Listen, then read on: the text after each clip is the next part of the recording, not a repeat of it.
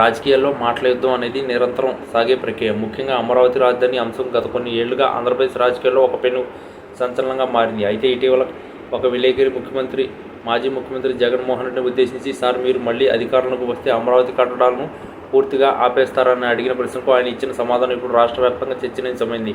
సాధారణంగా ఇట్లాంటి ప్రశ్నలు ఎదురైనప్పుడు నాయకులు దాటివేత ధోరణి ప్రదర్శిస్తారు లేదా రొటీన్ సమాధానాలు చెప్తారు. కానీ జగన్ మాత్రం తనదైన శైలిలో స్పందించి ఈ రిపోర్టర్తో పాటు అక్కడ ఉన్న వారందరికీ షాక్ ఇచ్చారు.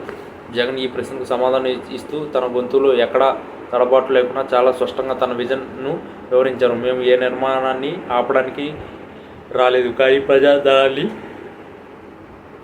ఎలా ఖర్చు పెట్టాలో నేర్పించడానికి వచ్చాము అని ఆయన మొదలుపెట్టారు. అమరావతి అనేది కేవలం ఒక ప్రాంతం మాత్రమే కాదు, అది ఒక భ్రమ అని గత ప్రభుత్వం చిత్రీకరించిందని ఆయన విమర్శించారు.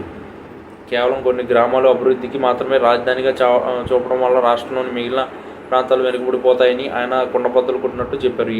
నా ప్రాధాన్యత కేవలం భవనాలు కట్టడం కాదు, పేదవాడి భవిష్యత్తును కట్టడం అని ఆయన అనగానే అక్కడ ఒక్కసారిగా నిశ్శబ్దం ఆవరించింది.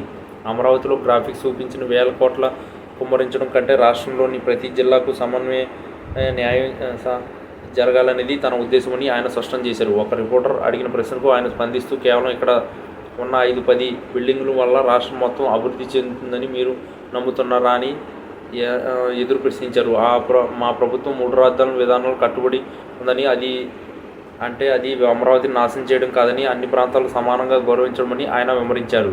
విశాఖపట్నం లాంటి అభివృద్ధి చెందిన నగరాన్ని పరిపాలన రాజధానిగా చేసుకోవడం వల్ల తక్కువ ఖర్చుతో ఎక్కువ ఫలితం వస్తుందని ఆయన అభిప్రాయపడ్డారు. ఒక అమరావతి కట్టడాల విషయానికి వస్తే ఏ ఒక్క ఇటుకను కూడా వృధా చేయమని, ఇప్పటికే జరిగిన పనులను సద్వినియోగం చేసుకుంటామని, అయితే ప్రాధాన్యతలు మాత్రం మారుతాయని ఆయన తేల్చి చెప్పారు. లక్షల కోట్ల అప్పు తెచ్చి కేవలం ఒక చోటే పెడితే రాబోయే తరాలు అప్పులు పువ్వులో కూరుకుపోతాయని తండ్రిగా తన బాధ్యతను గుర్తు చేశారు. ప్రజా సంక్షేమ పథకాలను ఆగిపోకుండా చూసుకునే అభివృద్ధిని వికేంద్రీకరించడమే తమ లక్ష్యమని ఆయన పేర్కొన్నారు. ఈ సమాధానం విన్న రిపోర్టర్లు జగన్ వ్యూహాన్ని చూసి అవాక్కయ్యారు. రాజకీయ లబ్ధి కోసం కాకుండా రాష్ట్ర సమగ్ర అభివృద్ధి కోసం ఆయన తీసుకున్న నిర్ణయాలు విప్లవాత్మకంగా ఉన్నాయని రాజకీయ విశ్లేషకులు అభిప్రాయపడుతున్నారు. మొత్తానికి జగన్ ఇచ్చిన సమాధానం రాజకీయాల్లో కొత్త మలుపులు తీసుకొచ్చింది. ఇది కేవలం ఒక ప్రశ్నకు సమాధానం మాత్రమే కాదు, ఆంధ్రప్రదేశ్ రాబోయే దశాబ్దాల కాలపు అభివృద్ధి చిత్రపటం అని ఆయన మాటల్లో స్పష్టమవుతుంది.